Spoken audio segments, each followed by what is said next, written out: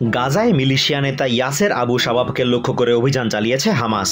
রবিবার ভোরে উপত্যকার দক্ষিণাঞ্চলের পূর্ব রাফায় হামাসের এই অভিযানকে ঘিরে যুদ্ধবিরতি লঙ্ঘনের অভিযোগ তুলে পাল্টা বিমান হামলা চালিয়েছে ইসরায়েলি বাহিনী। ইয়াসের আবু শাবাব ইসরায়েল সমর্থিত সশস্ত্র গোষ্ঠীর নেতা। তার বিরুদ্ধে ত্রাণের ট্রাক লুট ও বেসামরিক নাগরিক হত্যার অভিযোগ রয়েছে হামাসের। এমনকি গত জুনে হামাস বিরোধী গ্রুপগুলোকে অস্ত্র ও অর্থ সহায়তার কথা স্বীকার করেছিলেন নেতানিয়াহু। শাবাবকে লক্ষ্য করে হামাসের অভিযানকে আইডিএফ এর বিরুদ্ধে হামলা বলে অভিযোগ তুলেছে ইসরায়েল। জবাবে পাল্টা হামলা চালায় তারা। তবে দুটি হামলায় কোনো ক্ষয়ক্ষতির তথ্য পাওয়া যায়নি। অন্যদিকে ইসরায়েলি অভিযোগ অস্বীকার করে এক বিবৃতিতে হামাস জানিয়েছে তারা যুদ্ধবিরতি চুক্তির প্রতি প্রতিশ্রুতিবদ্ধ। হামাস কর্মকর্তা ইজ্জাত আল রিশাক টেলিগ্রাম চ্যানেলে পাঠানো এক বিবৃতিতে বলেন, ইহুদিবাদী দখলদার বাহিনী বারবার চুক্তি লঙ্ঘন করছে।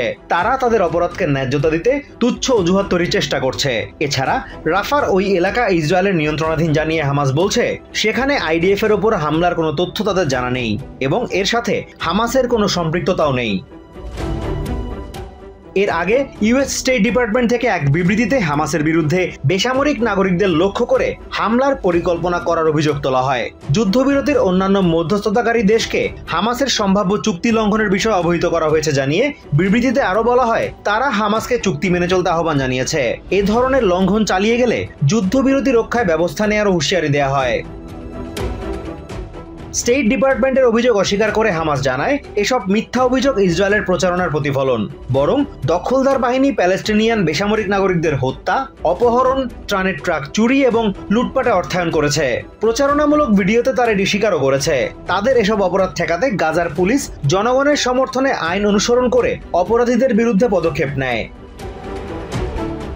রাফায় উত্তেজনার মধ্যে গাজার উত্তরাঞ্চলে বিমান হামলা চালিয়ে 2 প্যালেস্টিনিয়ানকে হত্যা করেছে ইসরায়েলি বাহিনী। এছাড়া ওয়েস্ট ব্যাংকের নাবালুসেও এক ব্যক্তিকে গুলি করে হত্যা করেছে দখলদার বাহিনী। অন্যদিকে দেইর আল বালায় ইসরায়েলি হামলায় 5 জনের মৃত্যুর খবর দিয়েছে আল আকসা হাসপাতাল। Azimur Rashid Kanak, TVN24 news desk. New York থেকে সম্প্রচারিত TVN24 টেলিভিশন বিশ্বজুড়ে বাঙালির কণ্ঠস্বর।